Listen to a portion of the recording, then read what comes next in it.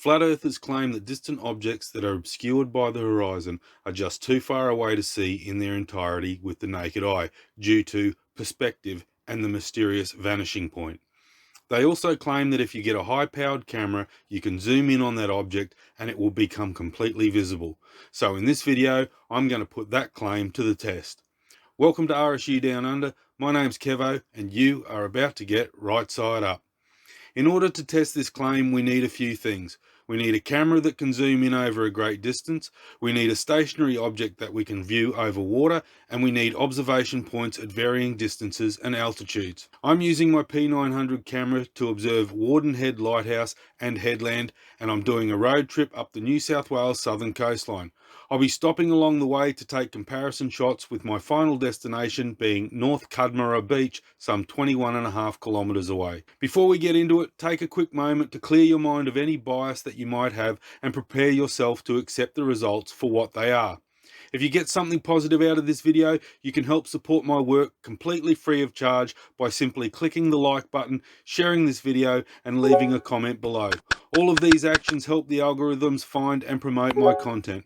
And while you're at it, don't forget to subscribe to my channel and click the bell to set notifications. You can also head on over to rsudownunder.com to read my latest blog and explore the rest of my website, which is a work in progress. So while you're there, subscribe to my newsletter so you can stay up to date with the latest developments. Okay, let's get cracking. Warden Head Lighthouse is located on Warden Head in Ulladulla on the New South Wales southern coastline. The lighthouse is said to stand at 12 metres tall with a focal height of 34 metres above sea level, which would make the headland around 22 metres in height. My first observation point is Bannister's Point Lookout at Mollymook, just under 4.5 kilometres away. From this vantage point, with a camera height of around 16 metres, we get a good look at what land is above sea level, as well as the distinct features of the headland. Take note that this headland is pretty much a sheer drop, so we can eliminate any effects of foreshortening, and if you would like to know more on that topic, then check out my videos Foreshortening and the Flat Earth and Foreshortening Challenge Flat Earth or Fantasy. And as always, I'll leave all links below. My next stop was in Yarda Point, 12.3 kilometres north of Warden Head Lighthouse. From this location I captured footage first from the street level of around 27 metres elevation.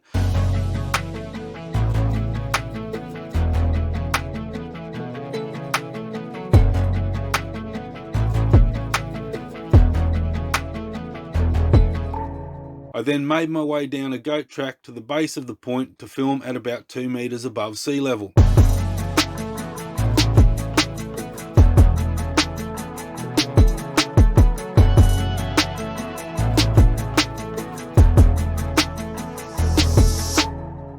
My final destination for the day and the location where I performed the zoom test is the headland at North Cudmara Beach, which is 21.6 kilometres as the crow flies from the lighthouse at Warden Head.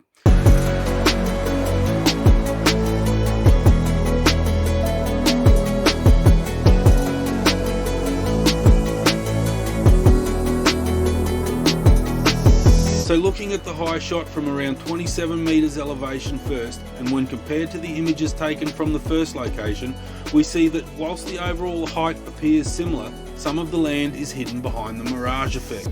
If you want to learn more about mirages and the mirroring effect, watch these videos in my Flat vs Globe series, Mirages, the Illusion of Truth, and Inside the Mirage. Before we look at the low shots, let's have a quick look at the math for the high shot.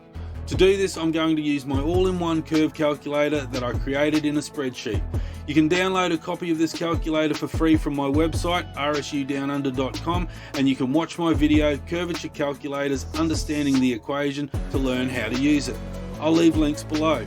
According to the math, from this distance and elevation, we should be able to see pretty much all of the headland with only 73 centimetres hidden. Taking the mirage effect into consideration, and I would say that's what we see here. Take note that when I zoom in from this vantage point, this is what we see. I then move down onto the beach in the same line of sight to the camera height of about 2 metres above sea level and approximately 80 metres closer to the target. And all that can be seen is the lighthouse and the tops of some of the trees. And no matter how much I zoom in, I cannot bring the land back over the so-called vanishing point. It is clear to see that 1. The land is now over, as in beyond or behind the horizon, and 2. the Earth is a globe. Checking the math for this distance and elevation, and the results match what we see. So there it is, the answer to the question, does zooming in bring objects back? I hope you got something good out of this video. Don't forget to like, share and subscribe.